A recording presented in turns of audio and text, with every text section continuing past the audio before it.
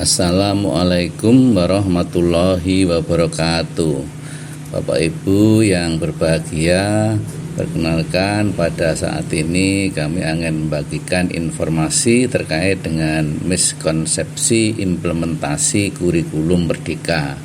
Adapun informasi ini bersumber dari pengelola web Direktorat SMP. Perkenalkan, nama saya Agus Sunaryo, pengawas sekolah jenjang SMP Kabupaten Tulungagung, Jawa Timur. Kurikulum Merdeka telah dilaksanakan yang kita kenal dengan istilah IKM, yaitu implementasi kurikulum Merdeka. Meskipun kurikulum Merdeka ini sudah diimplementasikan, namun masih banyak sekolah-sekolah yang dalam melaksanakan itu karena dituntut adanya kewajiban, sehingga di dalam proses pelaksanaannya terkadang masih belum mengena atau belum memenuhi sasaran yang diharapkan. Nah, kondisi ini disebabkan masih terdapat miskonsepsi antara yang diharapkan dengan kenyataan yang di lapangan. Miskonsepsi ini pada dasarnya sangat banyak, namun dalam kesempatan ini yang paling utama yaitu ada 5. Yang pertama terkait dengan ganti kurikulum adalah tujuan atau dianggap tujuan. Yang kedua, terdapat penerapan kurikulum Merdeka yang benar atau salah atau yang sering disebut dengan bersifat absolut. Yang ketiga, harus menunggu pelatihan dari pusat. Yang keempat, yaitu terkait dengan proses instan. Dan yang kelima, yaitu hanya bisa diimplementasikan di sekolah dengan fasilitas lengkap.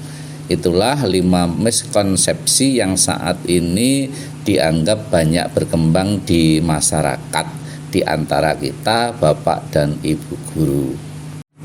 Marilah kita coba untuk melihat terkait dengan miskonsepsi ini.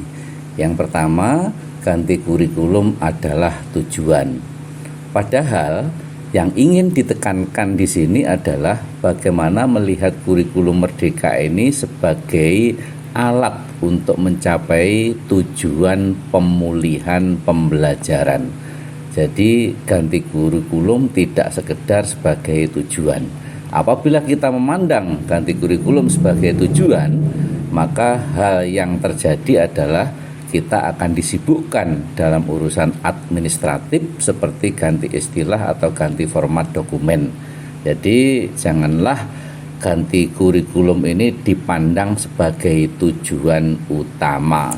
Miskonsepsi yang kedua yaitu masih banyak yang memiliki pandangan terkait dengan penerapan kurikulum Merdeka yang benar ataupun salah secara absolut. Karena setiap satuan pendidikan punya karakteristik yang berbeda, tentunya kurikulum Merdeka yang diterapkan sebuah sekolah akan berbeda dengan sekolah lainnya. Hal ini menyebabkan benar atau salahnya penerapan kurikulum bukanlah absolut, melainkan bersifat kontekstual.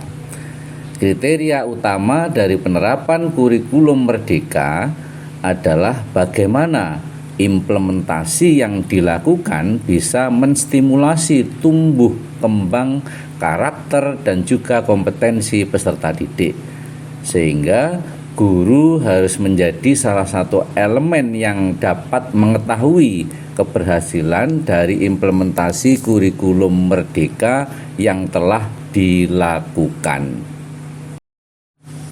Sedangkan yang ketiga yaitu harus menunggu pelatihan dari pusat. Dalam implementasi kurikulum Merdeka, masih banyak yang mengira bahwa harus menunggu pelatihan dari pusat terlebih dahulu untuk bisa menerapkan kurikulum Merdeka.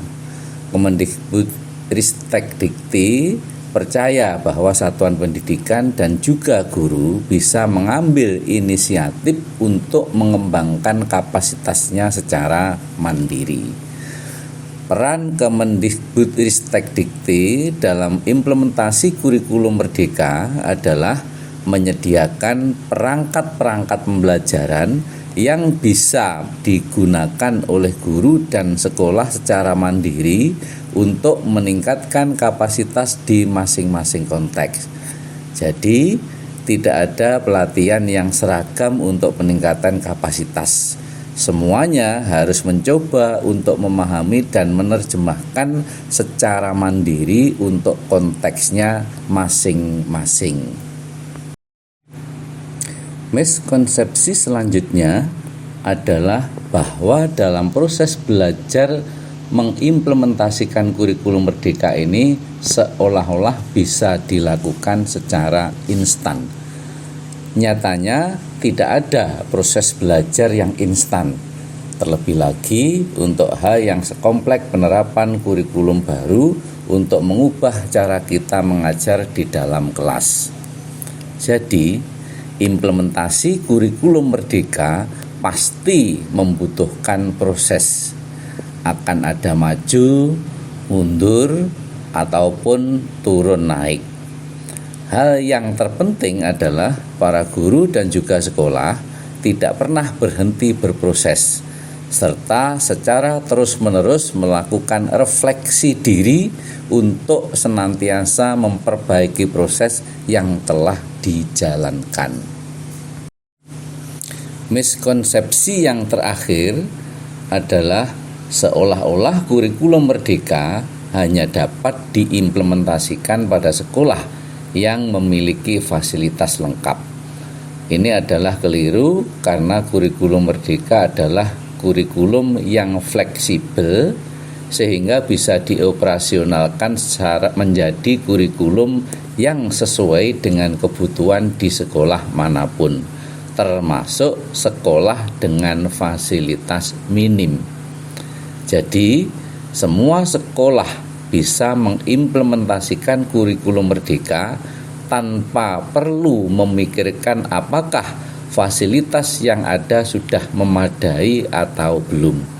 Hal yang terpenting adalah kesiapan dan juga dukungan seluruh warga sekolah dalam menerapkan kurikulum Merdeka. Demikian penjelasan singkat tentang miskonsepsi berkaitan dengan implementasi kurikulum Merdeka. Mudah-mudahan yang singkat ini bisa bermanfaat bagi kita semua. Terima kasih. Wassalamualaikum warahmatullahi wabarakatuh.